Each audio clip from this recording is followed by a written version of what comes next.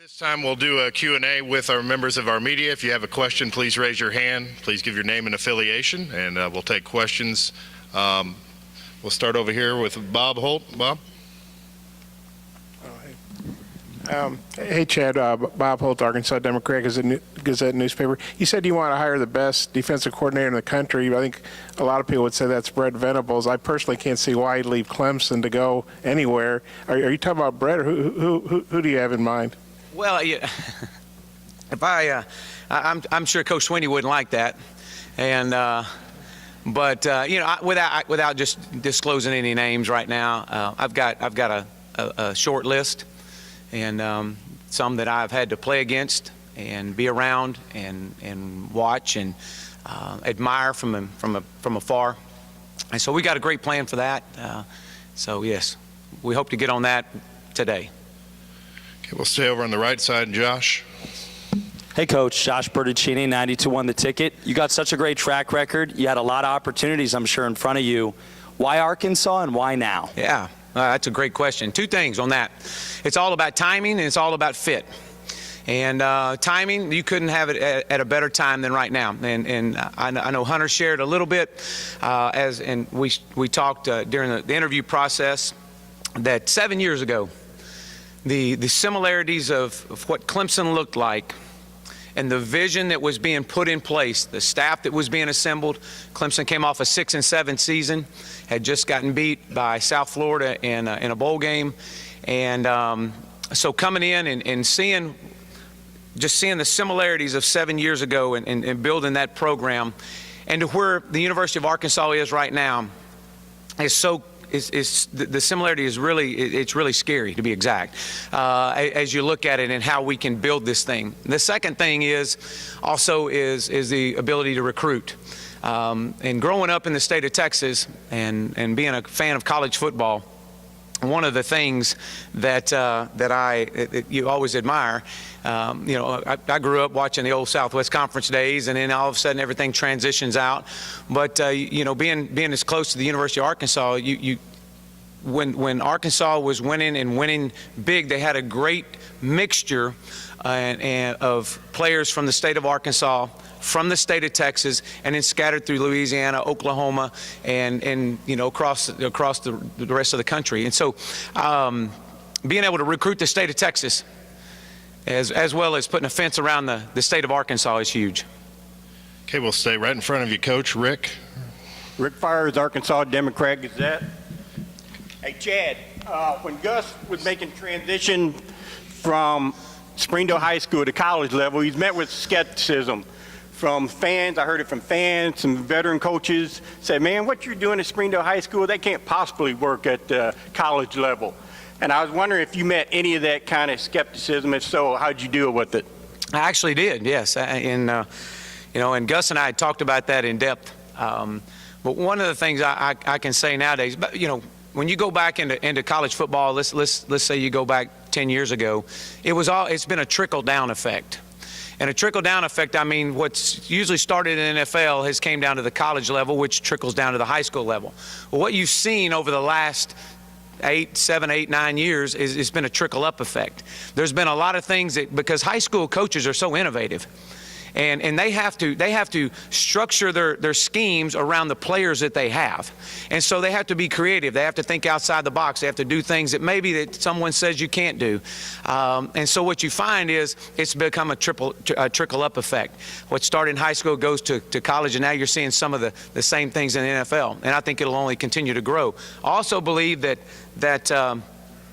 when you deal with high school coaches and the ability for these guys to come in and get with your college coaches, and we welcome all our high school coaches out. We pick up so much from those guys as well. So it's constantly a growing game. I mean, businesses aren't ran like they used to be ran 5 years ago or 2 years ago. It's the same way as college football. College football is constantly changing, and it changes every year. Coach, we'll go right over here to right. Nate, second row. Nate Allen, Sports Service. Are you ready to announce any coaches that you have hired, and do you intend to interview and possibly retain anybody from the holdover staff? I'll be meeting with the staff here in the near future. I'm not ready yet to announce who's coming with me. There'll be a time and a place that we'll do that, but I've got a group that's that I've assembled, but we'll do that at another time. Coach, we'll go over here in front of me in second row. Tom? Hey, Chad, Tom Murphy with the Arkansas Democrat-Gazette as well. Welcome. Thank you. Nate got my question right out from under me there, but I did see my friend Randy Ross over there with a Razorback lapel pin. So is there anybody you can confirm? Well, you saw him with a Razorback pin on. All right, we'll go in the same second row here on the aisle. Trey? Hey, Coach. Welcome to Arkansas. Yes, sir. Trey Biddy with Hog Sports. I was just curious how familiar you are with your roster from a talent standpoint. Do you go back and watch old practice videos or game films, or does everybody just get a fresh start? Well, from a football standpoint, I had a chance to watch a few games this year. Of course, before all this came into play, everything just kind of came into play about 6 o'clock yesterday morning. I mean, it was. Everybody kind of thought they knew what was going on and was ready to report something, but nothing really became finalized until about 6-something yesterday morning, somewhere around that time. And so to have an opportunity to go and start looking at the film and studying them over the last couple of weeks, I have not done that. Now, I have watched them several times this year, a couple of times in games. Met with the team yesterday, obviously. There'll be a time and place that we'll go back and watch. We will watch, really dive into the personnel. We like tight ends, and we're going to run with tight ends, but we also are going to spread the field out, and we'll run a lot of 12 personnel, 11 personnel, but we're going to do it at a breakneck speed, very fast. All right, Coach, we'll go right here in front. Bo? Hi, Coach. Bo Mattingly, Sports Talk here in Arkansas. Welcome. Well, thank you. Can you just go into a little bit more description of your offense? What will fans see?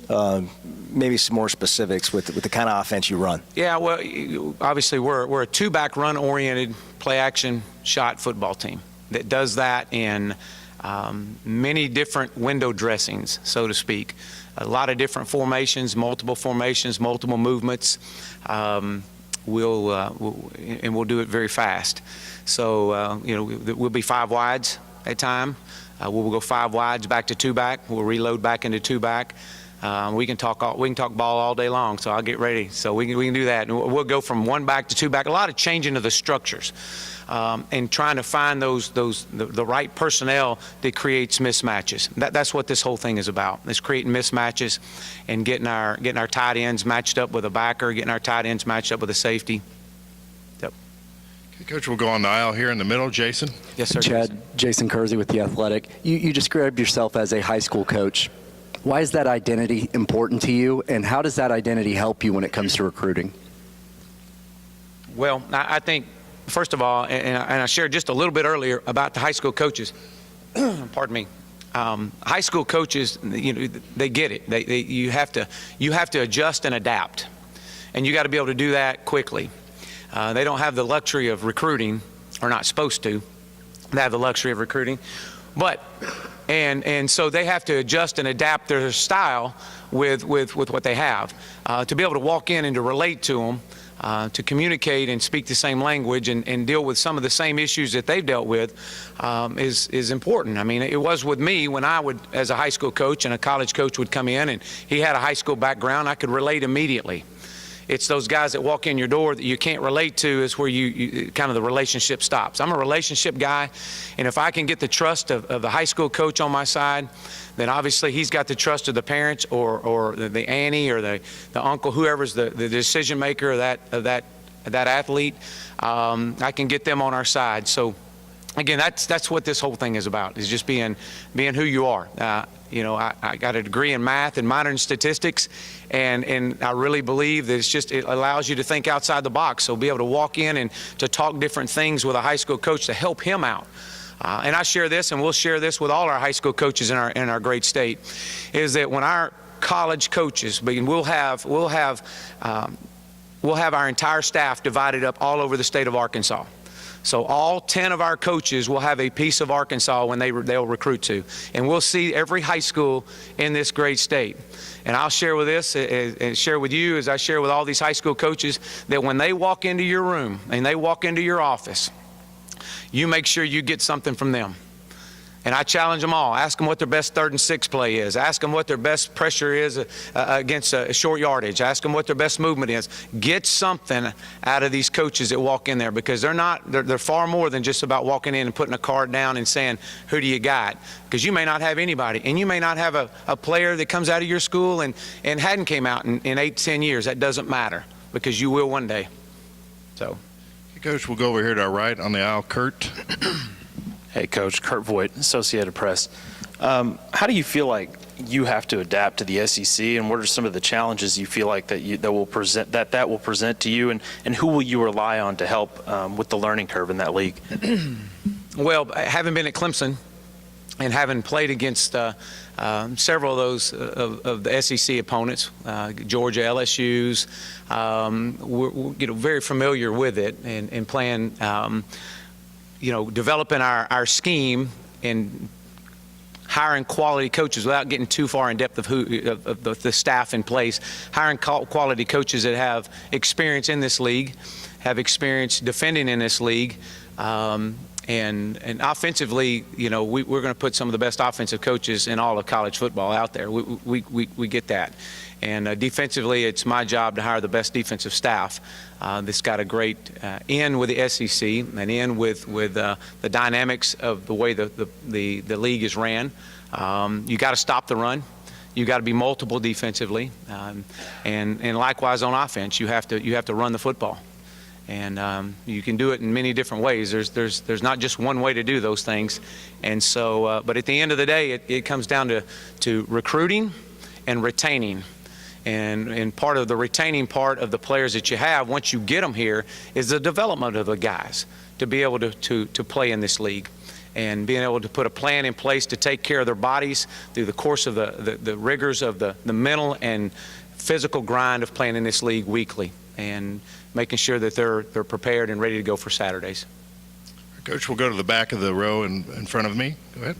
Coach Morris, Eric Sullivan from 103.7 The Buzz. What's the left lane? Would you describe your little, how do you say that? Yeah, we're going to put it in the left lane and pop the clutch and put the hammer down. There's your hashtag, Chuck Barrett, right there. There it is. There you go. Can you kind of go into more detail, if you don't mind, when you read people for a living, what did this current group of Razorbacks, when they saw you for the first time, kind of give us a little more of that if you don't mind? Yeah, I think there was a lot of uncertainty. They had, a lot of these players are very friends with the players on SMU's team, and they had reached out to a lot of the players, and I think I think through some of the texts and tweets that have gone out from the current players here at Arkansas, and just from some of the support that they have gotten from our previous group at SMU.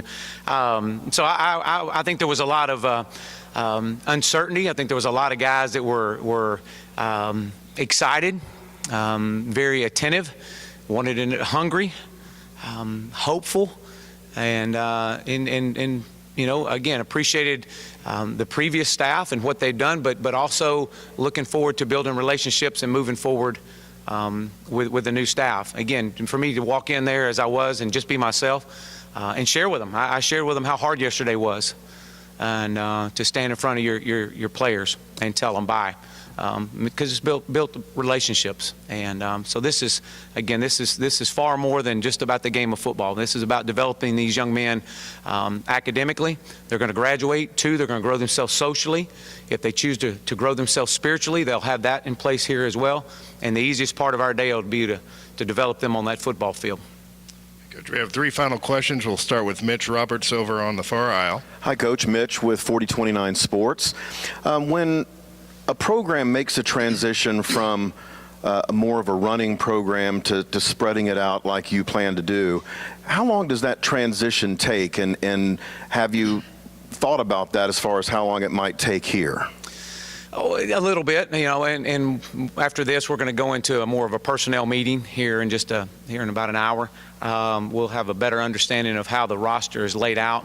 Obviously, I think there's a couple of things here that you look at from a lineman standpoint and D lineman. You've got to have that's the two priorities to compete in this league. Is you better have D linemen and you better have O linemen, and you better have some speed. You either have speed or you're chasing speed, and you don't want to be chasing speed. So our priority is to make sure that we're recruiting speed that can compete in this level and in this league. In the front. With Hog Sports again. On the topic of recruiting, there are roughly 15 players on this roster from the state of Texas, scholarship players. When you were hired, was that part of your appeal, I guess, having connections to Texas? And I know you're probably worried about tomorrow, but when you envision this program 5 years from now, what kind of percentage of Texas players you foresee on this roster? Well, let's look at it like this. That's a great question. Let's look at it like this. And when you look at the Division I players that come out of the state of Arkansas, and whether that's 7 a year, 10 a year, whatever that may be, you look to be able to let's say you take 5 to 7 out of the state of Arkansas every year, and you're going to sign 20. There's no reason in the world you can't sign 10 kids out of the state of Texas, the most dynamic kids and high-profile kids out of that state every year. We've already started that process through the relationships that we've had. Started it yesterday before we got on a plane to get up here. And so there'll be a lot of excitement coming soon.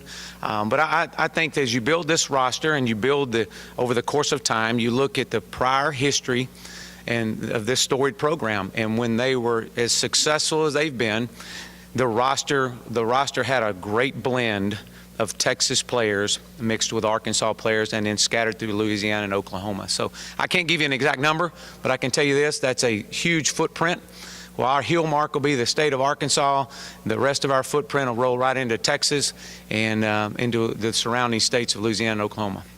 Okay, we'll take one final question. Bobby Swafford. Hey, Coach. Bobby Swafford, 5 News Sports. 8 years ago, you walked into a high school as a head coach. 8 years later, you're now the head coach of the Arkansas Razorbacks. Did you ever see your career path take that veer, and did you expect it to happen that quickly once you did take the college level? Well, everything we do, and it's always been this way. Everything you do, regardless if you're at Lake Travis High School or Stephenville High School or Eustis, Texas High School, wherever you're at, you give everything you got every day. You just be where your feet are. And I firmly believe that. That's the way we've built the program at SMU. When we took that job and everybody said, Coach, why? Why SMU? Why? And what are you doing? If I had that once, I had it 1,000 times, and I said, why not? Just be where your feet are. Be the best you can be every day. And to say that this was the path, the way it was all meant to be, I never looked at it that way. I looked at just being the best I could be every day. Our family to invest in the lives of the young men and young women that we're a part of every day. And if we can do that enough, great things happen. Good things happen to good people. And I firmly believe that. And that's what this has been about. It's really, truly, and it's not coach speak. It's truly be the best you can be today, right here, right now. Let's have the best press conference of anybody in the country right now. And that was my message to our team yesterday, is this is how we're going to win a championship. We're going to win a championship by being a champion today, right here, right now. We'll worry about tomorrow. But so 8 years ago to be a high school football coach, and now 8 years later, here's what it is. I'm hope. That's what I am. I'm hope. I'm hope because there's a lot of high school coaches out there that are looking at me and looking at the college coaches throughout that have had high school experience and saying, you know what, if that guy can do it, I can do it.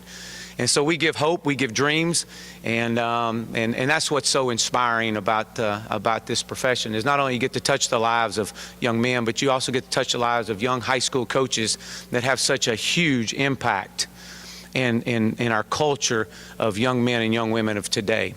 And make no mistake of the power of that we have. And so if I can help touch one life that touches many others, that's I'm at peace with that. And same with my wife Paula, and we're very instrumental in our community, and that carries forward with our players as well. So. All right, thank you, Coach. And we'll hand it back over to the voice of the Razorbacks, Chuck Barrett.